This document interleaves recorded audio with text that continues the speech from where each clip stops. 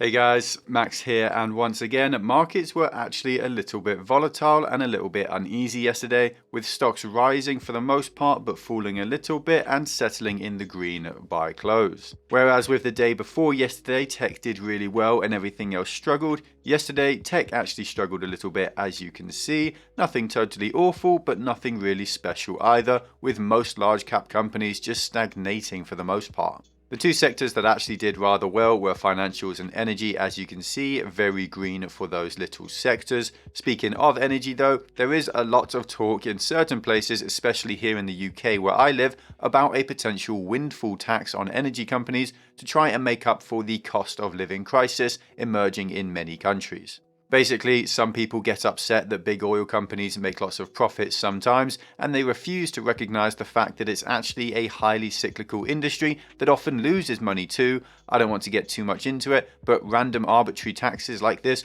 always lead to the stifling of capitalism, the increase in prices of goods over the long term, and an exodus of business from the country.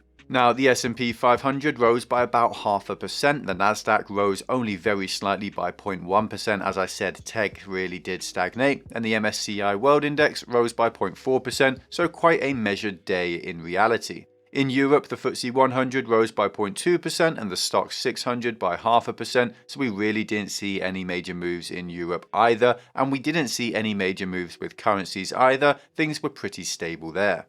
Bond yields didn't really move and just stayed very high. The US 10-year Treasury yield is sitting at 2.97% right now. There is some talk of this being the top for the bond sell-off, the lowest of bond prices and the highest of yields we're going to see, but I do not agree with that at all. The Fed has only raised interest rates once and they're going to continue to do it into the future. We are going to see far higher bond yields in my opinion. Now, there is some talk about this being at the top, the worst bit of the bond sell-off, and that prices will stop falling and yields will stop rising, but I do not agree with that idea at all. The Fed has only raised interest rates once. They are going to continue to raise interest rates into the future. The monetary environment is going to continue to tighten, and in my opinion, we certainly are going to see far higher bond yields in the near future. If you buy bonds right now, in my opinion, do so at your own risk. It is not an easy market for fixed income assets.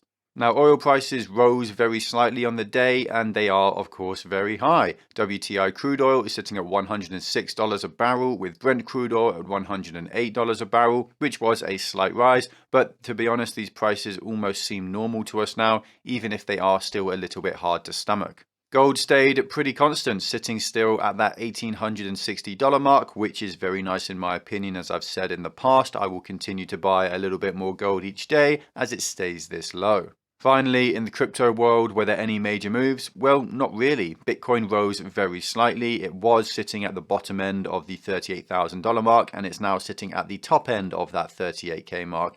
Ethereum stayed at around about $2,800. Altcoins were pretty stable for the most part. They saw some small gains of 2 or 3% for Luna and ADA, for example. I did just happen to notice that Monero and its token XMR is just behind the market cap of ApeCoin, showing once and for all how the vast majority of the crypto market is based on nonsense, hype and speculation. But really, we already knew that, didn't we?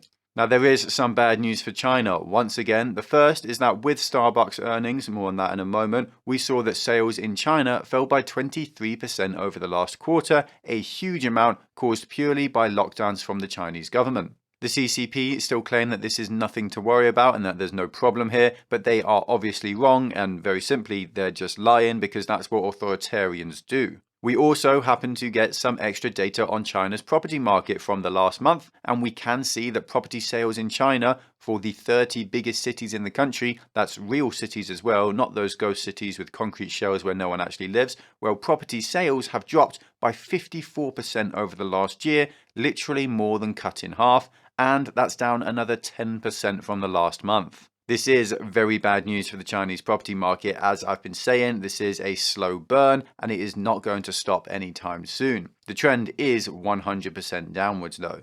Now, Chinese tech does not have a clear sailing either. There is loads of talk about regulatory risk constantly from China, from the CCP, but there's also risk from regulation from the US or other Western nations too. Let's not forget that TikTok did legitimately almost get banned in the United States. That was a real thing, and it's very possible that something like that happens in the future. Speaking of that, now DD is now facing a probe from the SEC, the Securities and Exchange Commission, relating to their disastrous IPO, where DD saw their share price collapse as they were targeted by the CCP. Now, DD is already in the process of delisting in the US. It has been absolutely hammered though. The company is almost dead, practically killed by the CCP, and now it seems like it's about to have its corpse trampled on by the US. As I say all the time, just stay away from Chinese stocks. It's never worth the risk, especially with tensions so poor and only destined to get worse. Finally, we did have a little bit of corporate earnings to cover yesterday, and of course we start off with Starbucks, as I mentioned earlier,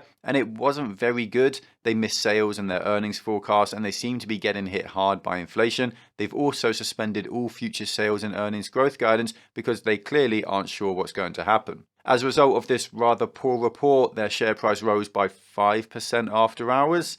Yep, well, why did that happen? Well, maybe because they announced increased investment in the company of about $1 billion a year, which is not a small amount for them.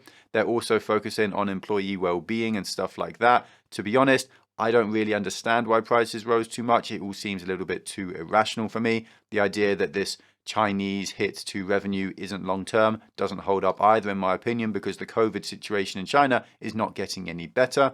For me, when I invest in a business, I care about dollars and cents, not rhetoric, but this ESG-obsessed market is just a little bit different these days. Now, Lyft had their earnings and they did okay. They beat revenue expectations, but they had far fewer users than expected. And so Lyft's share price dropped off a cliff on this news, down 25% after hours, because it represents a slowing market for Lyft and less growth in the future. And for a company that isn't profitable now, has never been profitable in the future, and whose competitors aren't profitable either, when you don't have any margin on the product you produce, no growth for the company is a death sentence. So yeah, that's why the stock cratered. AMD did quite well, as expected though, to be honest. Semiconductors and chips are in super high demand right now, and it had a solid quarter just gone, and it's also forecasting a strong one in the next of the rest of the year. So AMD is up 6% after hours. Now, very quickly, just a touch on politics, though I will keep my personal opinions out here. It seems likely that Roe v. Wade is going to be pulled back or repealed. I'm not sure the official correct term there. I'm not a lawyer, I'm not a constitution expert or anything like that, but it seems as though this will basically just allow states to determine if abortion is illegal instead of it being determined at the federal level.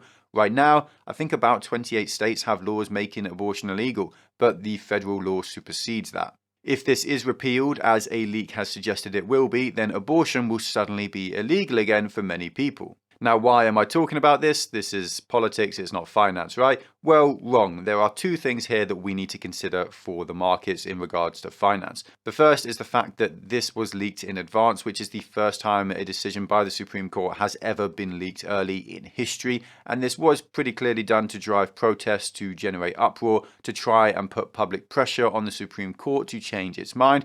And in my opinion, this represents the deterioration of discord in America, and that's bad for democracy, and thus it's bad for the markets in the long term. The second reason I think this is worthwhile talking about in regards to finance is because there's a very strong chance we see serious unrest from this. I've already seen some videos of crowds breaking windows on police cars. It's probably not what I'd consider a riot just because the vandalism was somehow quite calm, funnily enough, but riots may well be coming. I'd say it's almost a certainty if this Roe v. Wade does get repealed.